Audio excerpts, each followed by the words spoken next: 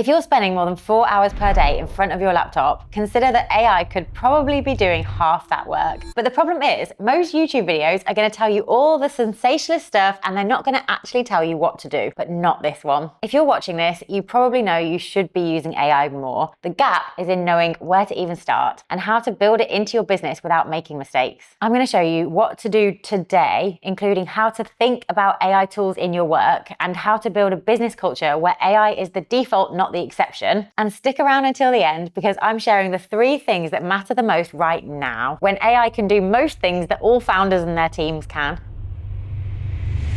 My name is Jodie Cook and I'm the founder of Coachvox, which builds AI versions of coaches and consultants. And I've been writing about AI for business in Forbes for over 3 years. I use AI across every part of how I run my business. And I talk to entrepreneurs like you about how you're starting to use AI and then the challenges you're hitting. Here's what's changing fast. Most of the knowledge you have is becoming less valuable because AI is basically giving the world's knowledge to anyone that asks for it. Vibe coding means the products you built the hard way are being commoditized because your competition can build the same thing in a weekend. Services you've been charging out for years can be automated by AI in a matter of minutes. So this means a haphazard approach to adopting AI just won't work. We have to get smart and strategic about how we use AI to benefit our own business. Let's talk about the things that are going to make a real difference.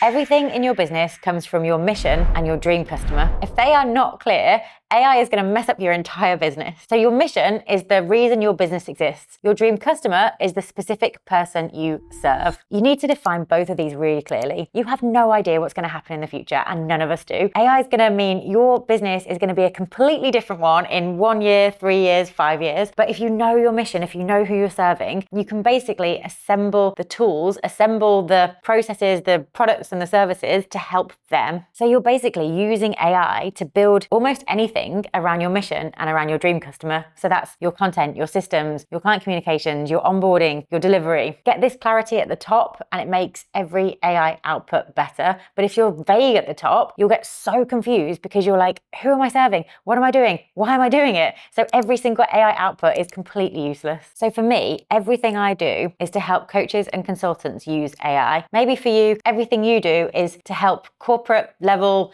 executives get more sleep. Whatever it is, that's your mission, that's your dream customer. So every conversation that you have with an AI around what you build has to come from that. So any AI tool that you use has to know your dream customer on multiple different levels, almost as if it was a real person that you were obsessed with, that you know their exact challenges, their exact fears, their dreams, their motivations, everything, and then train it to know your mission on multiple levels too. This is such an unlock for using AI. It's going to make everything else so easy because you've got these 2 things, so it can just come up with endless ideas. And then now with vibe coding, it can build things to match those endless ideas. So pretty soon you become the person that is invaluable to this audience and you just keep building stuff that's going to help them. Whenever a problem appears, most founders think about how to solve that problem in terms of people. So they give the problem to a person they already have on their team, or they think about a new person that they could employ to join their team. This is so not the AI first approach. The AI first approach is to think in tools, not people. So imagine there's this thing you want to do. Instead of thinking, who could do this for me? Think, what tool could do this for me? There are so many AI tools around that cover almost every area of your business. So copywriting, research, scheduling, client management, data analysis, customer services, so much more. So it doesn't necessarily mean shrinking your team. It means building your business with the right foundation so that your people are doing high value work, not manual tasks. Every time a new problem appears, make "is there a tool" the first question you ask. And then if you don't know, ask AI, open up Claude Cowork and say, this is the thing I want to do in my business. How do I do this with AI? And it's going to tell you, and it's going to give you the step-by-step on how to put it in place. And then you probably don't need to hire a human, but you could give the work to a human that you already hire and then they could run it for you. So with all of this, you're basically looking for the highest leverage thing that you can be doing. And then your job as a founder is to dream big about what you could be doing, but not actually doing the doing, and leave all the doing either to the robots or to the people that you already employ using robots as well. All the business owners winning with AI are thinking like engineers, not operators. So they're not asking, how do I do this task? They're asking, how do I build a process that handles this category of task forever? That means documenting your workflows, identifying the repeatable parts, and building AI into those parts at the point of input. So think of every task in your business as this set of instructions, but this time you don't give this set of instructions to a human, you give it to a robot. So the shift is from doing to designing. It's probably not going to be second nature for you to think like a systems engineer, but what it requires is you basically zooming out. So instead of being in your business, tunnel vision, doing the doing, putting one step in front of the other with what you need to do, you zoom out, you see it as this whole ecosystem of processes with like arrows and flows and things happening. And then you're able to document that in such a way that you can hand this to a robot and it can run it for you. But the quality of your instructions are going to be what makes the difference. This is the thing that takes using tools to that next level, because you're not just using tools for individual tasks, you're systemizing your entire business. And you know exactly what's going on with the tools, you know how they're working, and you know which individual thing in your business they're replacing. When you nail this, this is so exciting because you're basically conducting the entire orchestra of your business, and then you can think bigger. You can get all that regular stuff, that mundane stuff, you can get that automated. You can have this operating like such a smooth system, and then you can think, how do I 10x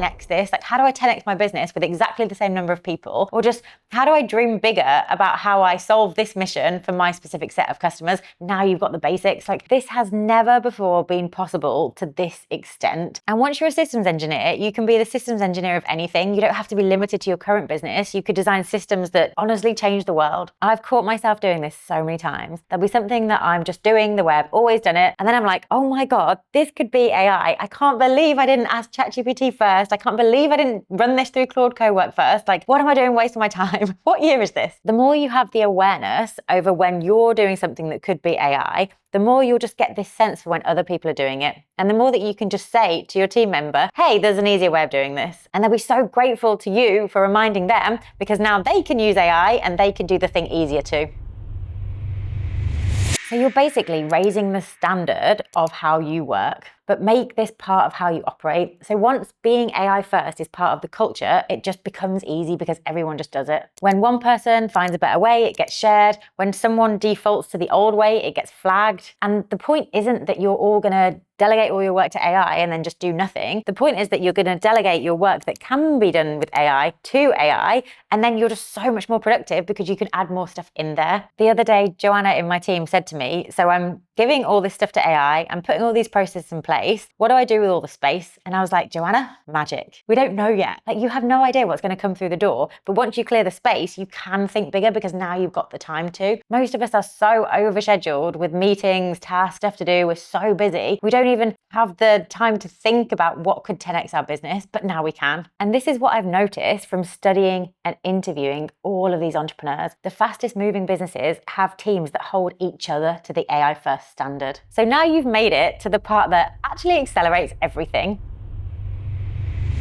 Find a small group of people who are genuinely excited about AI tools and commit to exploring together. So this is where you find fellow nerds, you meet weekly, maybe you have a WhatsApp group, you share what you found, you go down rabbit holes and you test things out loud. So you're experimenting and then you're sharing and then you're all helping each other. The pace of AI development right now is insane and no single person can keep up alone, and you probably wouldn't want to because your head would explode and you would never get any sleep. But a group of like 5 really geeky people nerding out on this is going to compound your knowledge so fast. If you get the right people together, you are going to learn things in a few hours that it would take you weeks to find out on your own. It's crucial to do this after the first 3 steps. Otherwise, you'll put a group together, everyone will be sharing all these amazing ideas, all these new AI things, and you're going to end up falling for shiny object syndrome where you're like, oh, I want to do everything. Or you're going to try and automate parts of your business that don't need to be automated. Or maybe you'll even start using tools that just aren't relevant to your business at all. But if you know your mission, if you know your dream customer, if you know the system of your business and how it's working, and you've got this whole thinking AI first thing going on, you're not going to get confused by what anyone in your WhatsApp group says, for example. But the most important part about this group is that they can stop you making mistakes. You don't want to have to learn from your own mistakes. You want to learn from other people's mistakes and you want to share yours so that other people can benefit. It's so powerful. People using AI, trying it out, running experiments, sharing their successes that mean everyone else can benefit from their successes and you all elevate together. And this is the part part that I was telling you about at the start. Beyond AI, the three things that are going to be crucial to the businesses that survive this whole time are your personal brand, your network, and the distribution you've built. So AI is the engine, but these are your protection against other businesses that are using AI to gain ground. Don't underestimate these three things. If everyone's just creating endless content, and if everyone's just vibe coding all these apps and websites and products from scratch, then it's your personal brand that's going to be the reason people choose your stuff over anyone else's. It's going to be your network that is going to get you the partnerships that will take your business to a whole new level. And it's going to be the distribution that you've built that mean people actually find out about that stuff. It's so easy for someone to sit in their spare room, build this thing and be like, oh my God, it's amazing. It's replaced this piece of software. But if no one ever hears about it, then it means nothing. So don't forget the things that actually really matter when you're playing with AI, because it's actually not about the AI at all. AI is the engine, but these are your protection against all the other businesses that are using AI to gain ground. You now know the 5 shifts that move AI from a thing you should probably use to the way your business actually runs, and they are not difficult, not for you. The hardest thing is just starting, but you have to. Start with your mission and your dream customer, lock those in, and everything else builds from there. And if you want more AI, I have a completely free workshop on how to write with AI, and the link is in the description below.